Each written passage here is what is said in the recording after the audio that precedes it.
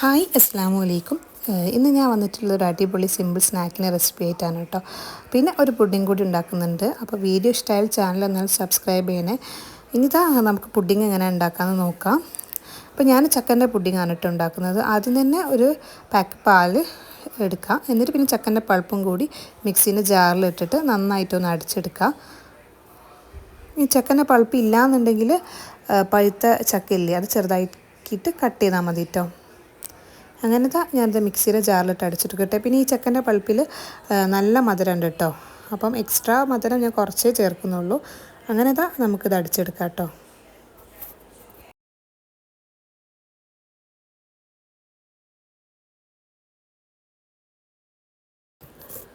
അങ്ങനെ ഞാനിതാ ഇത് അടിച്ചെടുത്തതിന് ശേഷം ഒരു പാത്രത്തിലേക്ക് ഒഴിച്ചു കൊടുക്കുകയാണ്.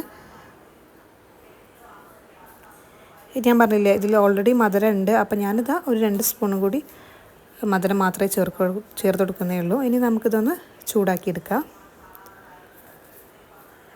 പിന്നെ ഇതിലേക്കുള്ള ചൈന ഗ്രാസ് ഇല്ലേ, അത് ഞാനൊരു 5 മിനിറ്റ് മുന്നേ വെള്ളത്തിലിട്ട് വെച്ചിട്ടുണ്ട് കേട്ടോ. ഇനി നമുക്കിതാ ഇതൊന്ന് ചൂടാക്കാം.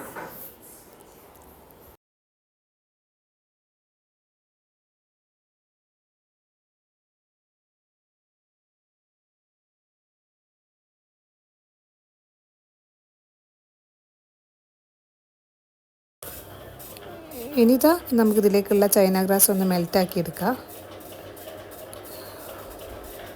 അതിന് വേണ്ടിയിട്ട് ഞാനൊരു പാത്രത്തിലേക്ക് ഒരു 5 മിനിറ്റ് മുന്നേ വെള്ളം ഒഴിച്ച് വെച്ചിട്ടുള്ള ചൈന ഗ്രാസ് ഇതിലേക്ക് ഇട്ട് കൊടുക്കുകയാണ്. പിന്നെ കുറച്ച് വെള്ളം കൂടി ഒഴിച്ചു കൊടുത്തതിന് ശേഷം ഇതൊന്ന് നന്നാക്കി മെൽറ്റാക്കി എടുക്കാം.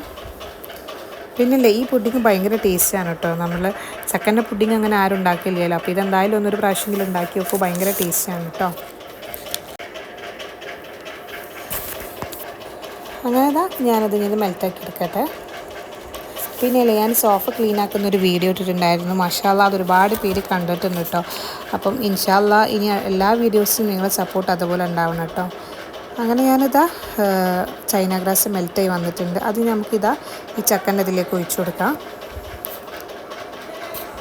അപ്പോൾ ഇത്രയേ ഉള്ളൂ, നമ്മുടെ പുഡിങ് ഇവിടെ റെഡിയായി. ഇനി ഇത് വേറൊരു പാത്രത്തിലേക്ക് ഒഴിച്ചിട്ട് നമുക്കൊന്ന് ഫ്രിഡ്ജിൽ തണുപ്പിക്കാൻ വെക്കാം. ഇനി ഇതാ നമുക്ക് നമ്മുടെ അടിപൊളി സ്നാക്ക് ഉണ്ടാക്കാം. അപ്പോൾ ഞാൻ ചീസി ചിക്കൻ ബണ്ണാണ് കേട്ടോ ഉണ്ടാക്കുന്നത്. അതിന് വേണ്ടിയിട്ട് ആദ്യം തന്നെ ചിക്കൻ ഫ്രൈ ആക്കുക. ചിക്കൻ ഫ്രൈ ആക്കുമ്പം പെപ്പർ പൗഡറും ഉപ്പും പിന്നെ ഇത്തിരി ഗരം മസാലയും മാത്രം ഇട്ടാൽ മതി. പിന്നെ ഇതിലേക്കുള്ള വെജിറ്റബിൾസ് ഇതാ ഉള്ളി, വെളുത്തുള്ളി, ഇഞ്ചി, കരിവേപ്പില, മല്ലിച്ചപ്പ്, പച്ചമുളക്, ഇതാണ് കേട്ടോ ഇതിലേക്ക് വേണ്ടിയ വെജിറ്റബിൾസ്. ഇനിതാ നമ്മുടെ ചിക്കൻ നന്നായിട്ട് ഫ്രൈ ആയി വന്നിട്ടുണ്ട്. ഇനി നമുക്കിത് കോരിമാറ്റാം. ഇന്ന്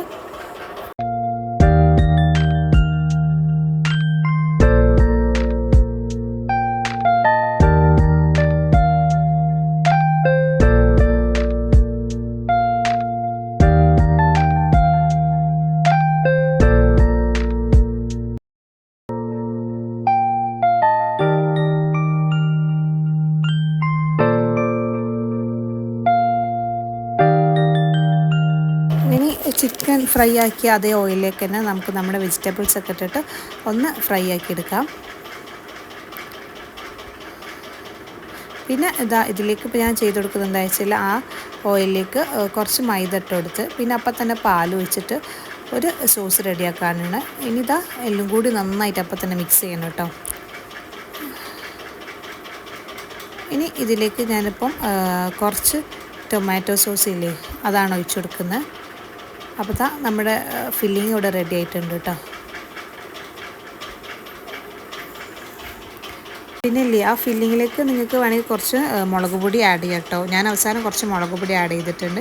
ഇതാ ഞാൻ ഈ ബണ്ണൊന്ന് നടു കട്ട് ചെയ്തെടുക്കുകയാണ്. അങ്ങനെ എല്ലാ ബണ്ണും ഞാൻ നടു കട്ട് ചെയ്തിട്ടുണ്ട് കേട്ടോ. ഇനി നമുക്ക് ഇതിൻ്റെ ഉള്ളിലേക്ക് ആ ഫില്ലിങ് ഒന്ന് വെച്ച് കൊടുക്കാം.